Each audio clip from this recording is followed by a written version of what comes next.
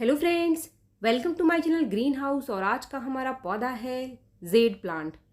अगर आपके jade plant के अंदर कोई भी ग्रोथ नहीं हो रही है तो आपको इसकी ग्रोथ को कैसे बढ़ाना है, या फिर आपका जेड प्लांट खराब हो रहा है, इसके पत्ते पीले पड़ रहे हैं या फिर झड़ रहे हैं, तो कौन सा फर्टिलाइज़र आपको इसको देना है, इसकी देखभाल आपको कैसे करनी है। अगर आपको इसको घर के अंदर ही उगाना है तो आप इसकी कटिंग से इसको कैसे उगा सकते हैं। अगर आप इसकी टोपियारी बनाना चाहते हैं, इसको कोई शेप देना चाहते हैं, तो आपको इसको शेप कैसे देना है, ये सारी जानकारी आज की इस वीडियो में मैं आपको देने वाली हूँ। इसके साथ ही इंडोर जेड प्लांट की केयर आपको कैसे करनी है, ये भी पूरी जानकारी आज की इस वीडियो में आपको मिलने वाली है। तो सबसे पहला पॉइंट, अगर आप घर के अंदर इंडोर प्लांट लगाना चाहते हैं तो इसके लिए जेड प्लांट भी एक अच्छा ऑप्शन है। इसको आप घर के अंदर आसानी से लगा सकते हैं, जैसे कि हम मनी प्लांट लगाते हैं, लेकिन इसकी थोड़ी स्पेशल केयर करनी पड़ती है, जिसकी जानकारी आगे मैं आपको दूंगी। ये एक ऐसा पौधा है जो कि काफ़ी लकी प्लांट माना जाता है।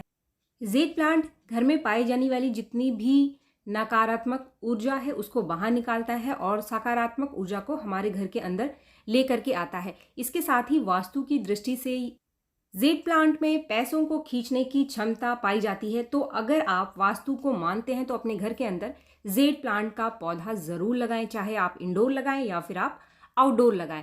टिप्स नंबर 2, जेड प्लांट को ग्रोथ करने के लिए कितना सनलाइट चाहिए, इसको आपको कहाँ पर रखना है। तो जेड प्लांट एक ऐसा पौधा है जो बहुत ही आसानी से ग्रोथ होता है, बहुत ही आसानी से फैलता है। अगर आप इसको खुले में रखते हैं, 3-4 घंटे की धूप वाली जगह पर रख देते हैं, तभी ये बहुत ही बढ़िया ग्रोथ करता है। अगर आप इसको सेमी शेड में रखते हैं, छाया वाली जगह पे रखते हैं जहाँ पर अच्छी खासी रोशनी इसको मिलती रहे, तो वहाँ पर भी ये बहुत बढ़िया ग्रोथ करता है। अगर आप इस पौधे को घर के अंदर लगाने के लिए सोच रहे हैं तो इसकी थोड़ी सी स्पेशल केयर करनी पड़ेगी। आपको कुछ चीज़ों का ध्यान रखना पड़ेगा, वरना जेड प्लांट खराब होना शुरू हो जाता है, इसके पत्ते पीले होकर झड़ने शुरू हो जाते हैं। टिप्स नंबर 3 जो है इसकी वाटरिंग, इसको पानी कितना देना है। ये एक सेकुलेंट प्लांट है, इसको बहुत ज़्यादा पानी की ज़रूरत नहीं होती है। अगर आप बहुत ज़्यादा पानी देंगे तो ये खराब हो जाएगा, तो इसीलिए हमेशा इसमें पानी आपको चेक करके देना है। अगर आप 2-4 दिन इसको पानी नहीं दोगे तो चलेगा, लेकिन आपको ओवर वाटरिंग इस पौधे के अंदर नहीं करनी है। पानी से ज़्यादा महत्वपूर्ण है इसके अंदर इसकी मिट्टी और ड्रेनेज, यानी पौधा जिस भी पॉट में लगा हो, जब भी आप पानी डालो तो नीचे के छेद से पानी निकलना चाहिए। अगर पानी नहीं निकलता है तो कुछ दिन बाद आपका पौधा खराब हो जाएगा, क्योंकि उसके जड़ों में फंगस लग जाएगा, जड़ें गलनी शुरू हो जाएगी। तो इसीलिए मिट्टी आपकी अच्छी होनी चाहिए। मिट्टी कैसी लेनी है आपको आगे मैं इस वीडियो में आपको बताऊंगी, लेकिन जब भी आप जेड का कोई नया पौधा लगाते हैं तो जो इसका पॉट है वो भी आप ऐसा लें जिसमें काफ़ी सारे छेद हों, तो पानी आसानी से निकल जाए।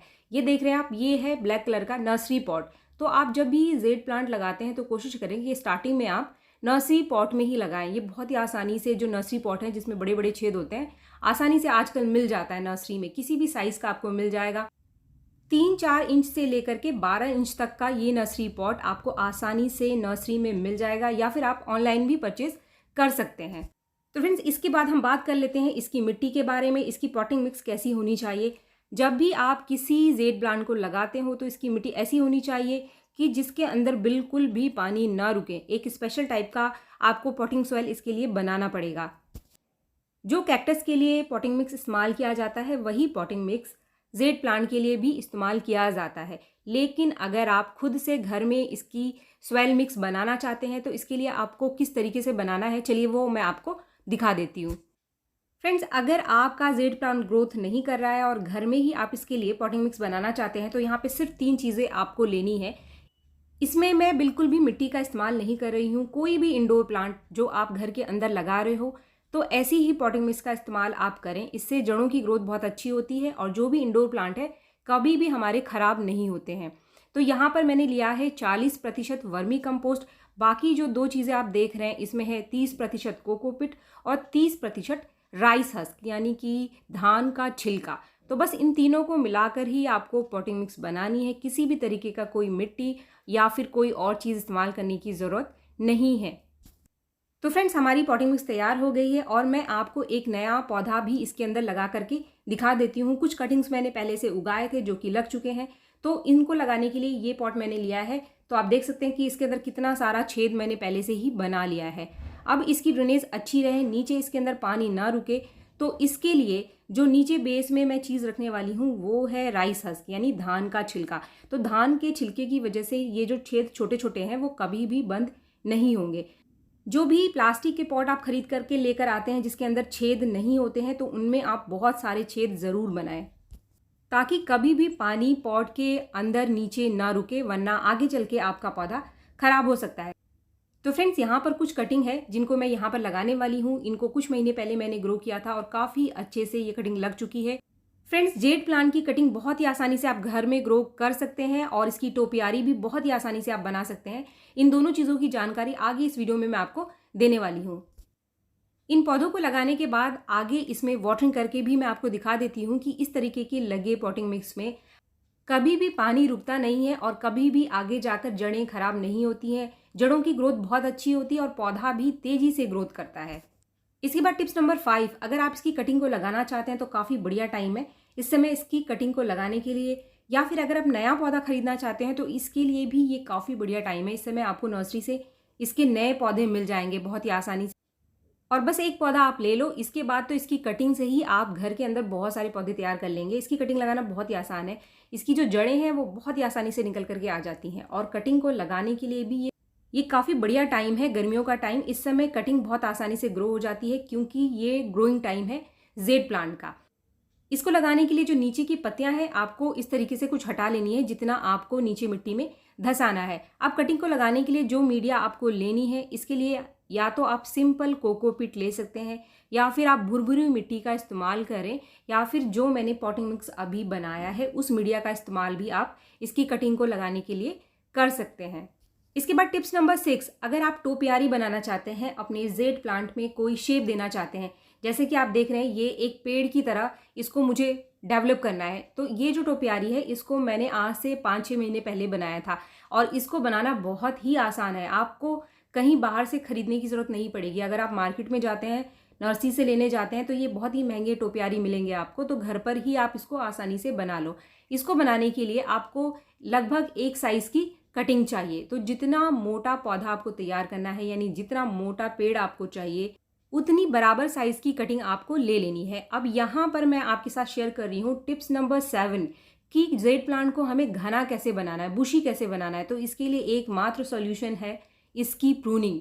जेड प्लांट की आप लगातार प्रूनिंग करते रहें। जितनी ज़्यादा आप इसकी कटाई छटाई करेंगे उतना ज़्यादा ये घना होगा, वरना इसमें लंबी लंबी जो ब्रांचेस है वो नीचे की तरफ फैलती चली जाएंगी। तो फ्रेंड्स, अगर आपको जेड प्लांट को लंबा करना है इसकी ब्रांचेस को, तो ऐसे ही छोड़ दीजिए। लेकिन आप चाहते हैं कि ये घना बने, ऊपर जाके एक पेड़ के जैसा शेप ले ले, तो आप स्टार्टिंग से ही जो इसकी टिप है इसको काटते रहिए। जैसे आप टिप को काटोगे तो वहाँ से आपको 2-3 नई ब्रांचेस तेज़ी से निकल करके आती हुई मिलेंगी। तो फ्रेंड्स, इसके बाद हमारा जो टिप्स नंबर 6 था उसी के ऊपर हम वापस आ जाते हैं कि हमें इसकी टोपियारी कैसे बनानी है। टोपियारी बनाने के लिए मैंने 3 एक बराबर ब्रांचेस ले ली है। इसके लिए सबसे पहले जो नीचे की पत्तियां हैं इसको आपको हटा लेना है। कुछ इस तरीके से आप देखिए मैंने नीचे की सारी पत्तियां रिमूव कर ली है। अब दूसरे स्टेप में आपको क्या करना है कि ये जो ब्रांचेस है इसके एक साइड को आपको किसी भी चाकू वगैरह से खुरच लेना है। आप चाकू की सहायता से इसको खुरच लो, और जिससे कि जो इसका हरा वाला नीचे का हिस्सा है वो दिखना शुरू हो जाए। आपको सिर्फ एक साइड ही इसको खुरचना है, एक बराबर लंबाई में जितनी भी ब्रांचेस आपने ली है। फ्रेंड्स, हमारा दूसरा स्टेप पूरा हो चुका है, ये आप देख सकते हैं। इसके बाद तीसरे स्टेप में इन तीनों ही ब्रांचेस को, जो हिस्सा हमने खुरचा है, उन तीनों को चिपका करके आपको किसी भी चीज़ से बांध देना है। इसको धागा हमारे घर में रहता है जो हम सिलाई के लिए इस्तेमाल करते हैं, उसी धागे से हरे वाले हिस्से को एक दूसरे के साथ अच्छे से चिपका करके इसको बांध देना है। कुछ इस तरीके से आप देख रहे हैं। इस तरीके से आपको अच्छे से धागे को चारों तरफ लपेट करके इनको चिपका करके, अब ये हमारी एक कटिंग तैयार हो गई है जो कि हमारी एक टोपियारी है, और इसको हम एक पेड़ की तरह ग्रो करेंगे। इसके बाद जैसी मीडिया हमने कटिंग को ग्रो करने के लिए ली थी वैसे ही बिल्कुल एक कटिंग की तरह इसको हम मिट्टी में लगा देंगे। अब यहाँ पर जब भी आप कोई कटिंग लगाते हैं, जेड की या फिर टोपियारी बनाते हैं, इस तरीके से कटिंग को काट करके, तो आपको स्टार्टिंग में कुछ दिनों तक 15-20 दिन तक इसको तेज़ धूप में नहीं रखना है। इसको आपको सेमी शेड में ही रखना है, और जो इसकी मिट्टी है हल्की सी मॉइस्ट रखना है, ना तो बहुत गीला आपको रखना है और ना ही बहुत ज़्यादा आपको सुखाना है। कुछ ही दिन में आप देखेंगे कि आपके पास कुछ इस तरीके की टोपियारी तैयार हो जाएगी। तो तो आप जैसी भी शेप देना चाहते हैं वैसी शेप आप जेड प्लांट के पौधे को दे सकते हैं। इसके बाद टिप्स नंबर 8, इसका फर्टिलाइज़र। जेड प्लांट एक ऐसा पौधा है जिसको बहुत ज़्यादा फर्टिलाइज़र की ज़रूरत नहीं होती है। जो सबसे पहली चीज़ इसको चाहिए, सबसे ज़्यादा मात्रा में चाहिए, वो है नाइट्रोजन।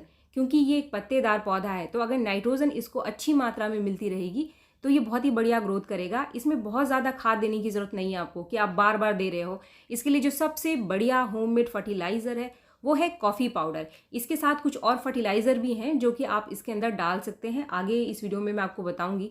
तो जो सबसे पहला बेस्ट होममेड फर्टिलाइज़र है वो है कॉफ़ी पाउडर। 1 लीटर पानी में आप आधा चम्मच कॉफ़ी पाउडर को अच्छे से घोल लो और 15 दिन में एक बार आपके पास जितने भी जेड प्लांट है सभी को आप दे दो। कॉफ़ी पाउडर के अंदर बहुत अच्छी मात्रा में नेचुरल नाइट्रोजन पाई जाती है जो कि आपके पौधे को हरा भरा बना करके रखेगी और जेड प्लांट की ग्रोथ को बढ़ा देगी। इसके साथ ही अगर आपने अपना जो जेड प्लांट है वो बाहर रखा हुआ, आउटडोर रखा हुआ है, तो उसमें आप 2-3 महीने में एक बार 2-4 मुट्ठी कोई भी कंपोस्ट ज़रूर दे दें, चाहे वो पत्तों की खाद है या फिर आप इसको वर्मी कंपोस्ट दे सकते हैं। लेकिन ये जो कंपोस्ट मैंने आपको बताया ये ऑप्शनल है। कॉफ़ी पाउडर आप ज़रूर दें। अगर कॉफ़ी पाउडर आपके पास नहीं है तो चाय की पत्ती को पीस करके कुछ इस तरीके से आप पाउडर बना लो और ये जो पाउडर है इसको आप आधा चम्मच 1 लीटर पानी में घोल करके, जो पीछे मैंने कॉफ़ी पाउडर का फर्टिलाइज़र शेयर किया है उसकी जगह पर आप दे सकते हैं। तो ज़रूरी नहीं है कि आपके पास घर के अंदर कॉफ़ी पाउडर नहीं है तो आप बाहर जा करके कॉफ़ी पाउडर खरीद करके लाओ। चाय की पत्ती का पाउडर बनाकर भी आप दे सकते हैं। लेकिन दोनों में से कोई एक चीज़ ही आपको देना है 15 दिन में एक बार। अगर आप रिपीट करना चाहते हैं तो फिर अगले 15 दिन बाद ही आप पौधे को कोई और फर्टिलाइज़र दें। अगर आपका जो पौधा है वो आउटडोर रखा हुआ है और आप कोई कंपोस्ट खरीद करके नहीं ला पा रहे हैं तो इसके लिए जो चाय की पत्ती है इसको आप सुखा लो धो करके अच्छे से। जो उबली चाय की पत्ती है जो चाय की छन्नी में बच जाती है तो इसका 3 से 5 चम्मच आप अपने पौधे के अंदर दे सकते हैं, पॉट के साइज़ के हिसाब से या फिर पौधे के साइज़ के हिसाब से। अगर आप महीने में एक बार भी दे दोगे तो आपके पौधे में जो नाइट्रोजन की कमी है वो पूरी हो जाएगी और आपका पौधा बहुत ही बढ़िया ग्रोथ करेगा और आपको कोई भी कंपोस्ट डालने की ज़रूरत नहीं पड़ेगी। फ्रेंड्स, ये जो चीज़ें मैंने आपको बताई, कॉफ़ी पाउडर, चाय की पत्ती, ये हमारे पौधे में नाइट्रोजन की कमी को पूरा करते हैं। लेकिन कुछ और भी चीज़ें हैं जो कि पौधे की ग्रोथ के लिए चाहिए, जैसे कि पोटाशियम और फास्फोरस। तो इसके लिए जो सबसे बढ़िया नेचुरल सोर्स है वो है केले का छिलका।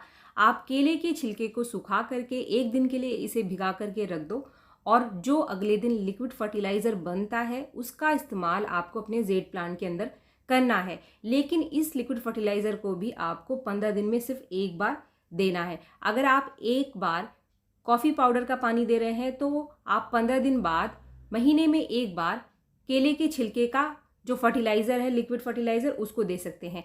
यानी महीने में सिर्फ 2 बार ही आपको अपने जेड प्लांट को फर्टिलाइज़र देना है, बार बार नहीं देना है।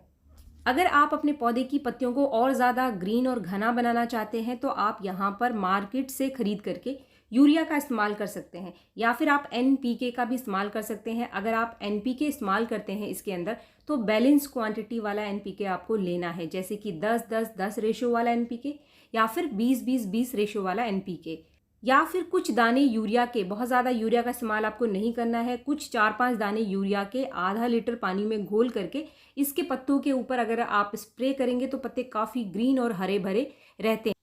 इसके बाद टिप्स नंबर 9, अगर आपके जेड प्लांट के पत्ते पीले पड़ रहे हैं और पत्ते झड़ करके गिर रहे हैं तो इसका जो 3 कारण है, या तो आपके पौधे की मिट्टी अच्छी नहीं है या फिर आपका पॉट जिसमें आपने लगाया है उसके छेद प्रॉपर नहीं है, बेस में पानी रुक रहा है जिससे जड़ों के अंदर फंगस लग रहा है और फंगस लगने से पत्ते पीले होकर के एकदम से गिरने शुरू हो जाते हैं। इसके बाद आखिरी टिप, अगर आपने जेड प्लांट को इंडोर लगाया हुआ है तो इसकी देखभाल आपको कैसे करनी है। इंडोर जेड प्लांट में आपको पानी की मात्रा कम से कम रखनी है, ज़रूरत पड़ने पर ही आप इसको पानी दें, इसकी ड्रेनेज अच्छी रखें, पानी इसके अंदर बिल्कुल भी ना रुके।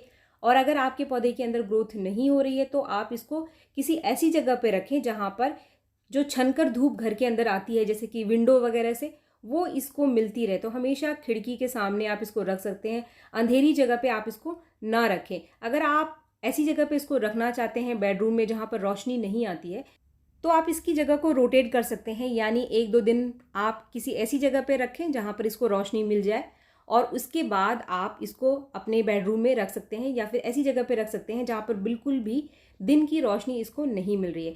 तो फ्रेंड्स, आप इन सारी चीज़ों का ध्यान रखें, आपका जेड प्लांट बहुत ही बढ़िया ग्रोथ करेगा। और जेड प्लांट के साथ साथ अगर आप वास्तु को मानते हैं तो आपके पैसे में भी ज़रूर वृद्धि होगी। वीडियो अगर आपको पसंद आए तो एक लाइक ज़रूर करें, और मेरे चैनल को आपने अब तक सब्सक्राइब नहीं किया है तो मेरे चैनल को सब्सक्राइब करना भी ना भूलें। मिलते हैं मेरे नेक्स्ट वीडियो में, तब तक के लिए थैंक यू।